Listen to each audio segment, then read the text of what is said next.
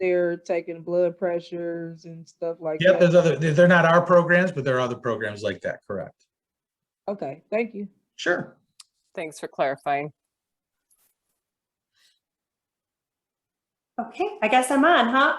I do not like following Scott when he presents, so he knows that. And actually, I don't like following Chris either, who presents after me. So, but that's okay.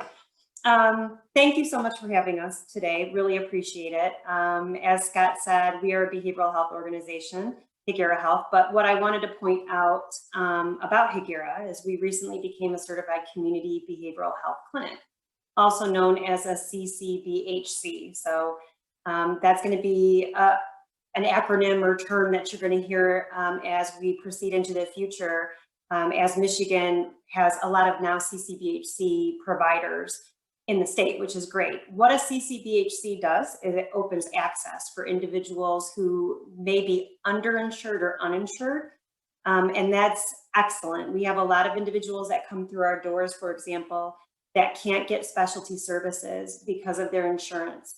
They might have Blue Cross Blue Shield, for example, but can't receive a sort of community treatment, or their children can't be in a wraparound or home-based program.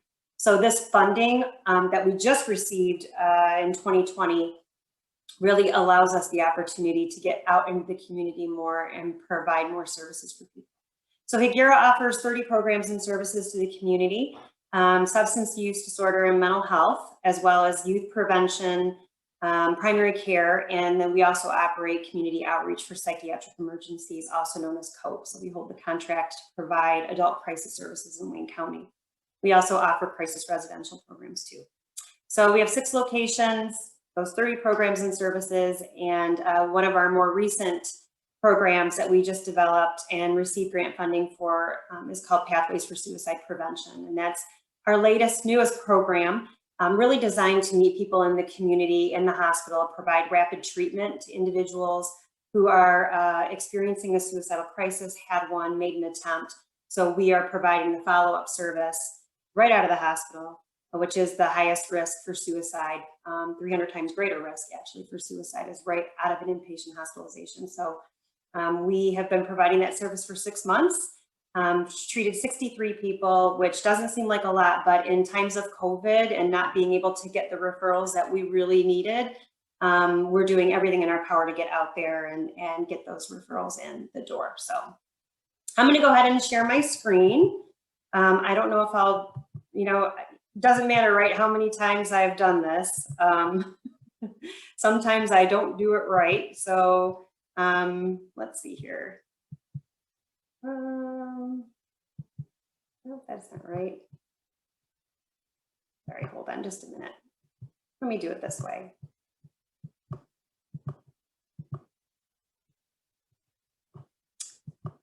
Shoot. What did they say? Zoom happens, right? There we go. All right. No, I don't want to record. Ah, sorry. This is not good. Let me stop. Hold on, one more time. 3rd time's the charm, right? It happens. It's okay. I Take know. your time. I get flustered when I'm trying to do that as well. So We're right. with you. We got you. Can you see my screen? no. Scott, Did you hit share? I at thought the I bottom? did. Let me try this. I'll get there. Now, can you see it? Yes. All right. Good job. Thank you. Takes me a minute. I present usually weekly, so I'm actually surprised I struggled so much, but that's okay. So I just want to go over just some facts and figures for you all. What we've heard over the course of the last year is that suicides were on the increase, that they were on the rise. And so just to put everything in perspective, suicide is the 10th leading cause of death, and homicide ranks 16th, but we do hear about homicide more frequently than we hear about suicide deaths, and it is the 2nd leading cause of death for youth. But there has been a decrease in suicides. So while we've heard, and we heard very early on, right away in March, that suicides were going to increase as a result of COVID-19, they really haven't. In fact, they've decreased in 2020. Suicide claimed 47,000 lives about in 2019, and then that dropped to just over 44,000 in 2020. So that is, we're cautiously optimistic in the suicide prevention, postvention world. That really speaks volumes to the amount of work that is going on now with suicide prevention and postvention. And when we talk about suicide, we oftentimes talk about prevention a lot, but we don't really talk much about postvention. So I will share some information about that. And just to put things into perspective too, you know, sometimes we hear this stuff. That doesn't mean there aren't crises going on. So while there has been a decrease in suicides, there has been an increase in the reach out for crisis services. So we have seen an increase in that in 2020. So approximately every 11.1 minutes, someone dies by suicide. That's 1.1 approximately attempts annually, although I will say that there are probably a lot more attempts than that. Those are really underreported.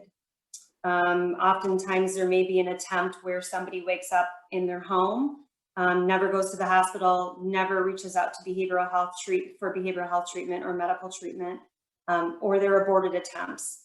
Somebody may stop them, but as Scott mentioned earlier, due to stigma and other reasons, people don't seek treatment.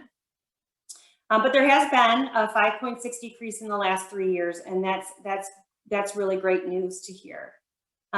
So I am, as mentioned earlier, I am a survivor of suicide loss. I've lost 2 family members to suicide. I lost my grandfather and my uncle. My grandfather died just a couple of months before I was born, and my uncle, who was 16 at the time, was witness to that death. And that really followed him throughout his years. And it really changed the trajectory of our family as well. So for every one loss, you know, we think about that, there are about 115 people, probably more like closer to 130 people impacted by that loss. And at least 6 of those individuals that are impacted by that loss really have devastating effects. And that was the case with my uncle. And back then, and I don't want to date myself, but I guess I will, in 1973, there wasn't suicide prevention programming. There certainly wasn't zero suicide. And there wasn't really a lot of trauma-informed treatment programming going on. And my uncle turned to drugs and alcohol. So that was how he was able to proceed with his own life during that time. It wasn't until I was 16 years old that I realized or was told or informed that my grandfather had died by way of suicide. And that was after my uncle made his first attempt. So at that point, he was using alcohol regularly, not sure about his drug use, but it was devastating. He did end up going into treatment about 3 years after that first attempt, and he was sober for 19 years. That's when he relapsed, he slipped, and did not think that he could come out of it. And he and I had multiple conversations. This was in 2008, trying to get him into treatment and then getting him the help that he needed. He was hospitalized. And I think one of the things that we tend to do is when someone's hospitalized for suicidality or a mental health condition, we kind of think, oh, well, they'll be better after that inpatient stay. And that's what I think back then we all thought. So when he came out of the hospital, we felt like he was in a good place. That was a good place to be. And that's when he died. So that's why I talk about postvention services being so impactful and so important, and making sure that when we are talking about suicide with an individual or their suicidality, that we're making sure that we're finding them treatment for that as well. And that's something that I think in the substance use disorder world, we haven't really done a great job of across the board. In fact, we are a zero suicide organization. So what our focus has been on over the last 3 years is training and development of suicide pre- and postvention services for our staff. We've trained all of our staff in evidence-based practices to support that, as well as develop policy and procedure. But one of the areas of focus is substance use disorder and the impact that has with suicidality. I just reached out to a zero suicide consultant that we use, and she said the same thing. This is across the nation. people have not been really focusing on suicide and substance use disorder, and that really does need to change. So as we talk about suicide and suicide deaths, these are the methods of 2018. These really haven't changed much. Firearms continues to be the most frequent use, as followed by suffocation and then poisoning for suicides. And then we, really want to focus on what the risk factors are. And as I said, obviously, substance use disorder, history of substance abuse, those are major risk factors for suicide. And really, we'll talk a little bit about opioid use and suicide deaths. But these are just some of the risk factors. The long and the short of this is that suicide is very complex, and there usually is not one reason why people die by way of suicide or why they attempt to take their life. It usually is a multitude of issues and problems, and when you use alcohol or drugs, it exacerbates those things. And so it really can be more of a major risk. When we take a look at other risks, physical disability or illness, we have seen actually, when you take a look at suicide deaths across the board, Black teens, boys and girls, have started an increase in suicide, as well as older adults over the age of 85. And so a risk factor for older adults, we're seeing more completions in nursing homes and in assisted living facilities, more than we ever have before. And that could be due to physical disabilities or illnesses, loss of independence. But really, even with all these risk factors, there is a theme, or some theories that have a theme of burdensomeness, isolation, and not feeling belonged to a group. So when you have all these risk factors and you have those other kind of areas of concern, the burdensomeness and the isolation, that can certainly increase that suicide risk as well.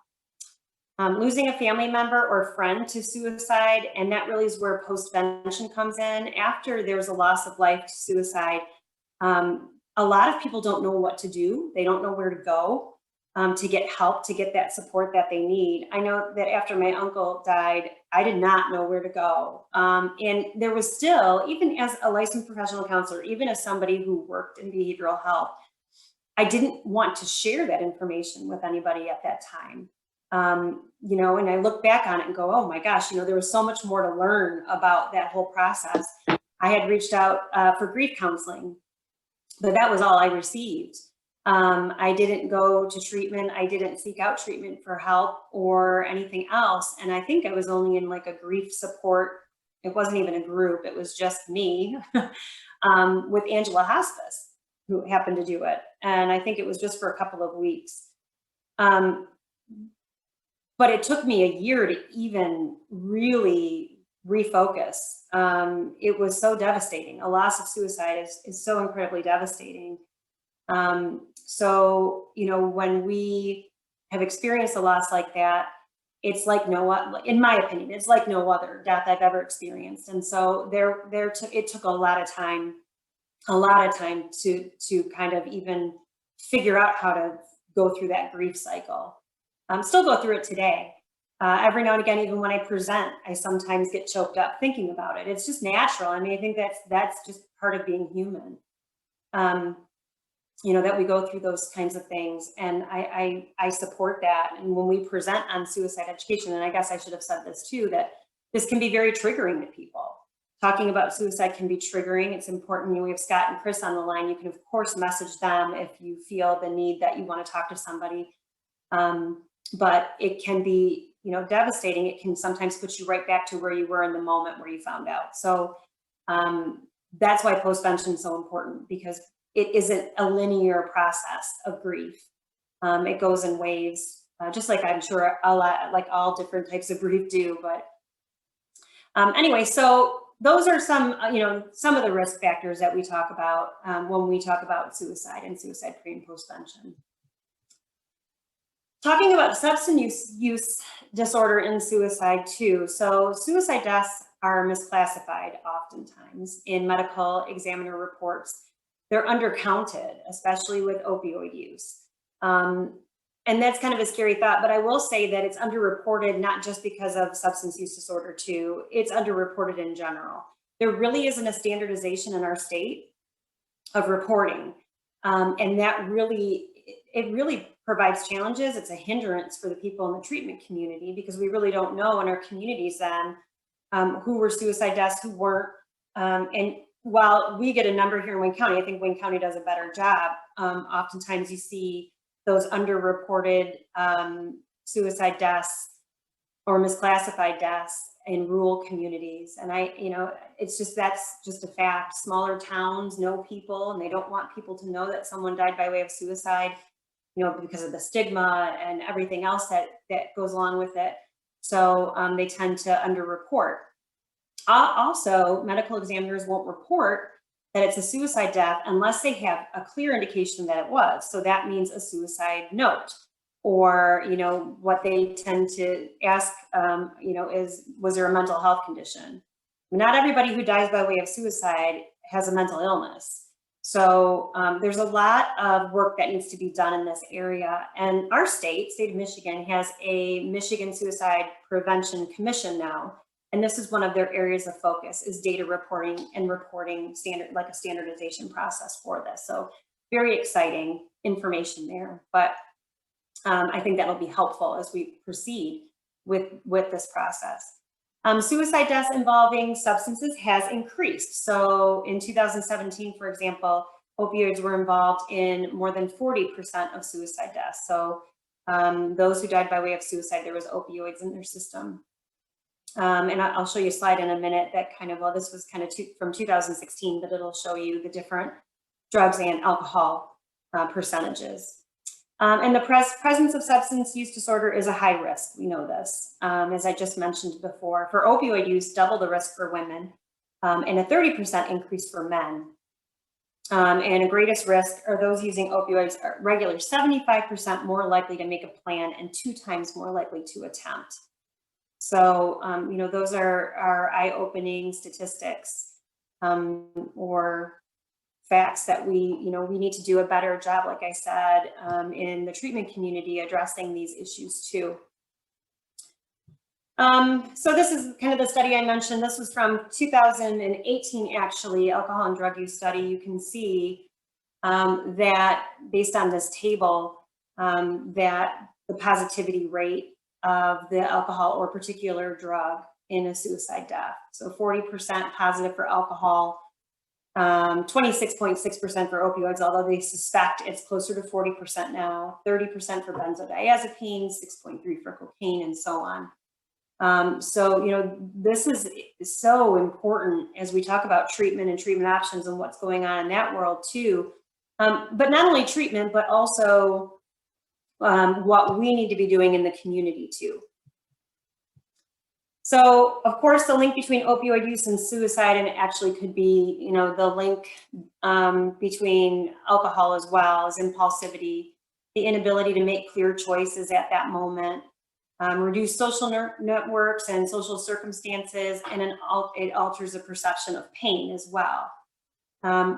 When we look at, I don't know if you've heard of the violence triad, but there's, if there's firearms involved, depression involved, and drug or alcohol involved, that's an extreme high risk and a huge warning sign that we need to be doing more.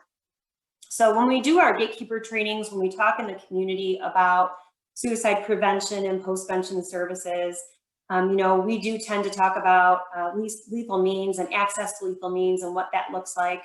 And we talk about drugs and alcohol. We make sure that we talk about how there's a link and that we need to be doing more with this. If you take away someone's access to lethal means, they typically don't go and find another method. But that's hard with drugs and alcohol. That's tough. You can take away someone's gun or another method, but when we look at drugs and alcohol, it can be much more challenging.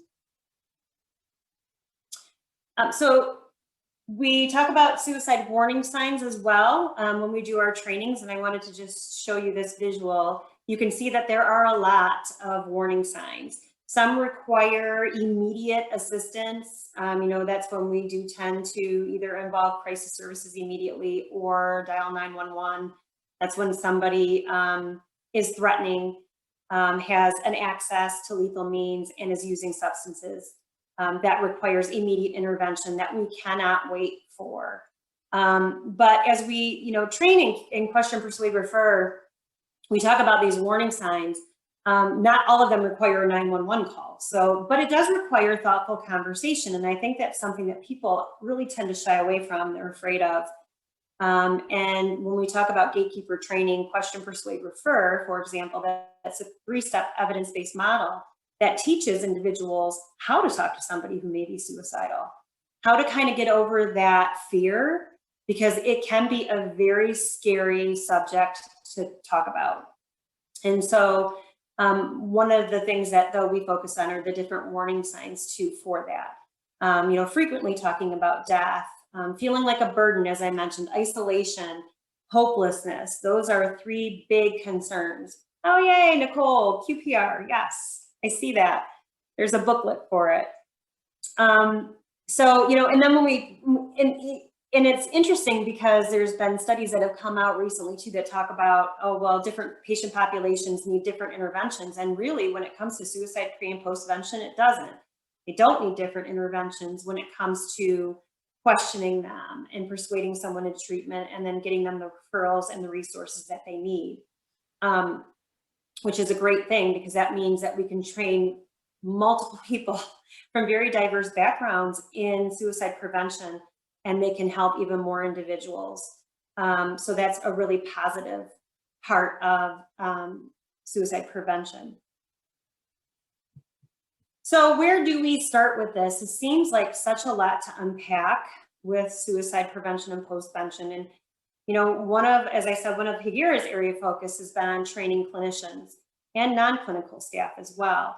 But, as I will kind of talk about what we've done with our Zero Suicide Initiative, training was something that our staff told us they wanted to. So we did a big workforce survey and our staff said, I don't feel confident working with somebody who's suicidal.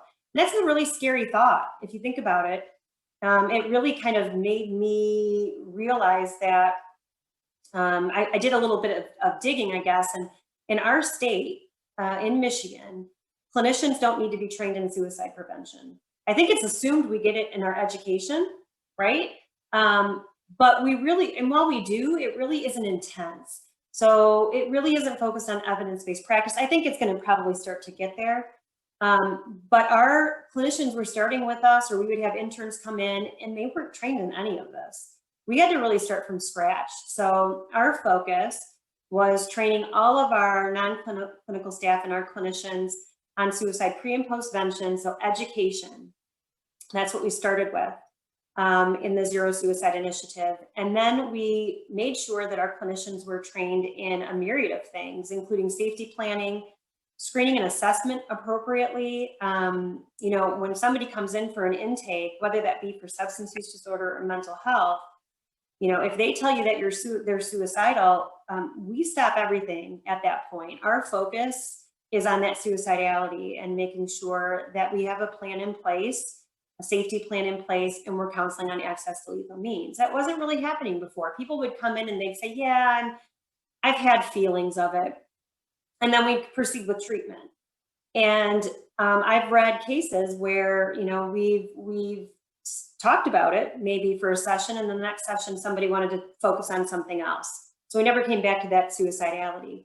And, the evidence-based practices really show that you do have to focus on that. The one that we really utilize the most is collaborative assessment and management of suicidality. And that focuses on the drivers of suicide. What brought you to that place, and we're going to develop a safety plan around that. We also use cognitive behavioral therapy for suicide prevention and dialectical behavioral therapy as well, but CAMS is the main one that we focus on. And then, as I said, all of our non-clinical staff and clinicians now are trained in question, persuade, refer, that 3-step model that I mentioned, really focusing heavily on how do you talk to somebody who's suicidal, what can you do, and really kind of easing the feelings of fear around that, and looking at hope and building up the hope for those individuals that are feeling that way. So that's really, have been our focus. And then our non-clinical staff said to us during training, this is great. you know, we do this, people come in and we'll see them, but you really need to do this out in the community. You should be focused on the community and their needs, because our clients go home at the end of the day, right? So they're at work, they're at home, they're at school, and the more people we train in this, the better. So we did a big suicide prevention campaign, and we've trained over 1,000 individuals now. Most recently, we trained Wayne Westland schools, all of their staff, and Northville Public Schools, their high school staff too, and we're going to be doing their middle school staff. I mean, that's amazing. The schools are really starting to know the importance of this, and it really is meaningful. And Chris is a QPR trainer. He didn't mention that in his bio, but he is a QPR trainer and soon to be master trainer as well. We've trained police. We've been to PFLAG meetings and have trained.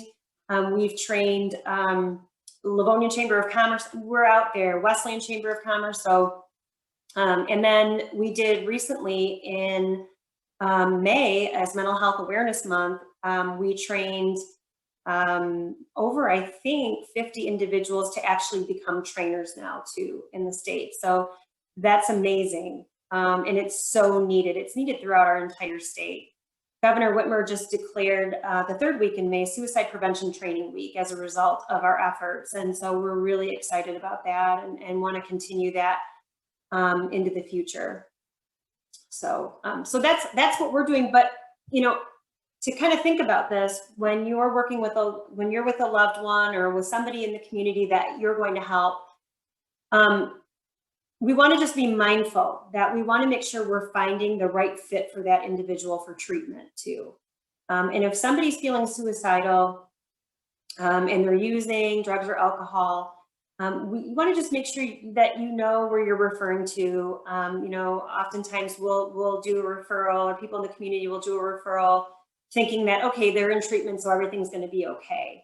And that's not necessarily the case. We want to know the treatment background. We want to know what that counselor has been trained in, what their specialty is, and if that specialty is suicide pre and postvention. You know, thinking back about my uncle, he was in treatment after the hospital. I can pretty much guess, based on what I know now, that there wasn't a whole lot of postvention being done. I know he wasn't in any groups. And, you know, I can't go back to 2008 and think about that for very often. But I will say that it is something that I know now when I'm going to be talking to somebody in the community, I'm going to know who I'm referring them to, because I don't want to just refer blindly and hope for the best. So that is something to really consider, you know, what that person's, you know, what their specialty is, as I said, and what their training is. And that they really should be trained in an evidence-based practice. You know, those are there for a reason. They have had a ton of research done on them, and they've been found to be effective. So just to keep that in mind as well. So my last kind of thought is really, you know, what can you do? What can we all do together collectively? Look for those warning signs that I mentioned. Show that you care. Hope really, and I know that it can be very challenging. I know that from my own experience with my uncle, that, you know, half the conversations I had with him before he was hospitalized, he was intoxicated. It was very challenging and very tricky and very hard. But I showed that I cared. I called. You know, at the end of the day, we have to do what we have to do to show that we care. And at the end of the day, after I would talk to him, I knew I did everything I could do. I don't know that there's anything else I could do. So, you know, that's what we have to just make sure that we continue to do. And it's hard. I understand it. It is very, very challenging. But kind of instilling that hope can make a difference. Again, ask if the individual is suicidal. Again, that's hard to do because we're always afraid of what that answer is going to be. And if it is yes, I am, then we have to act on that. There's something more that we need to do, and that can be restrict access to lethal means. That's really what we want to start with. So if there is a particular method, we want to try to make sure that we're not leaving it available for that individual. And that can be tricky too. As I mentioned, firearms is the most common method. And, you know, when you talk about gun laws and rights, and it can be a very challenging conversation to have. But there are opportunities to get support in the community with the local police so that they can hold the weapon, not weapon, but firearm, things of that nature to consider, and then get help.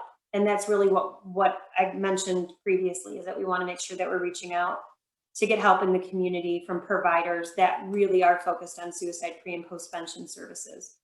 And this is from the Michigan Suicide Prevention Commission report. That report came out in March 2021. It's on michigan.gov's website under suicide prevention. I encourage everybody to read that, or at least peruse it.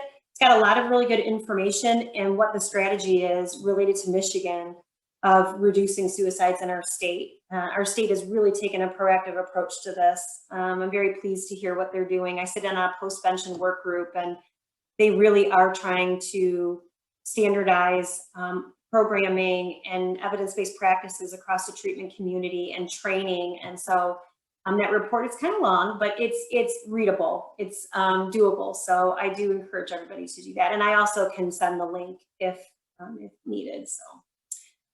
So that concludes my discussion.